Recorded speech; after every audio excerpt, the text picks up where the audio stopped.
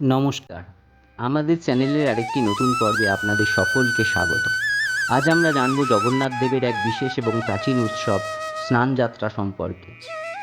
কবে হয় এই মহাযাত্রা, কী এর মাহাত্ম্য এবং কিভাবে পালিত হয় এই পবিত্র অনুষ্ঠান, স্নানযাত্রা কী, স্নানযাত্রার তারিখ ও সম্পূর্ণ সময়সূচি, পূর্ণিমা তিথি কখন লাগবে কখন ছাড়বে, সত্যনারায়ণ পূজা ও গঙ্গা স্নানের সময়সূচি, পুরী জগন্নাথ মন্দিরের স্নানযাত্রার সময়সূচি এবং সবশেষে কোন কোন কাজগুলি এই দিন করলে প্রভু জগন্নাথ দেবের কৃপা লাভ সম্ভব তাও জানাবো। তাই সম্পূর্ণ জানতে ভিডিওটি শেষ পর্যন্ত দেখুন। আর চ্যানেলে নতুন বন্ধু হলে চ্যানেলটি সাবস্ক্রাইব করুন, লাইক কমেন্ট শেয়ার করুন আর সনাতনী বন্ধু হিসেবে নোটিফিকেশন ঘন্টাটা বাজিয়ে দিন।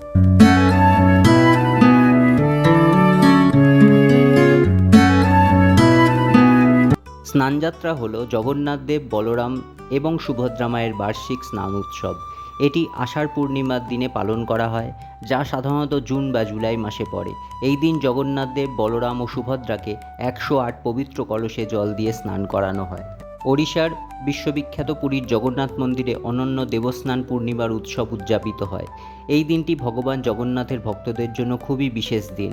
এই দিনে ভগবান জগন্নাথের জন্ম হয়েছিল বলে বিশ্বাস করা হয়।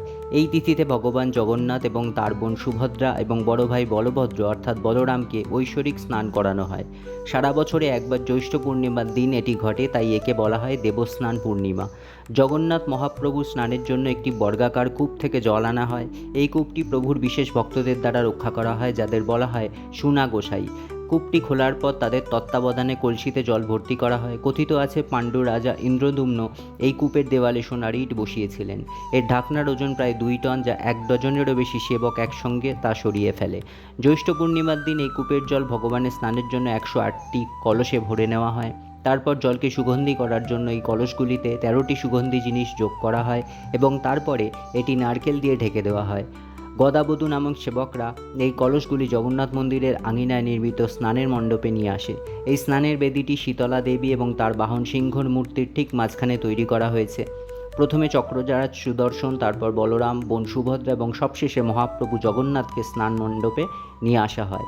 তাদের বাদ্যযন্ত্র সহ শোভাযাত্রায় নিয়ে আসা হয় স্নান মণ্ডপে, যাকে বলা হয় স্নানযাত্রা।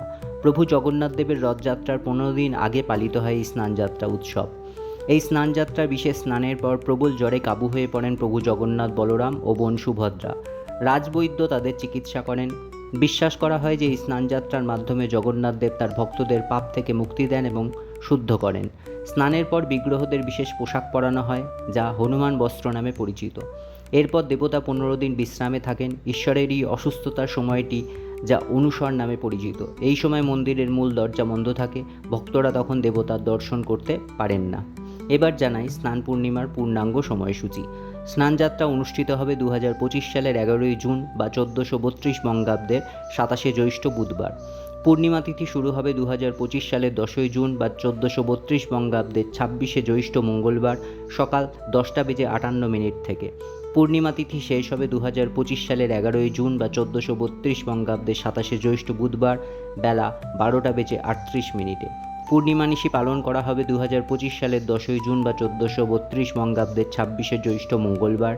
পূর্ণিমার ব্রতোপাস পালন করা হবে 2025 সালের 11ই জুন বা 1432 বঙ্গাব্দের 27শে জ্যৈষ্ঠ বুধবার। গঙ্গা স্নানের সময় হবে 11ই জুন বা 1432 বঙ্গাব্দের 27শে জ্যৈষ্ঠ বুধবার বেলা 12:38 মধ্যে।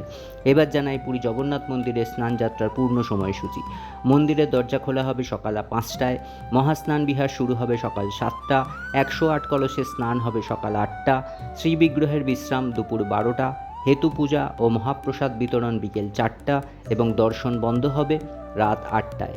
সনাতন শাস্ত্রে এই স্নানযাত্রা একটি বিশেষ পবিত্র দিন।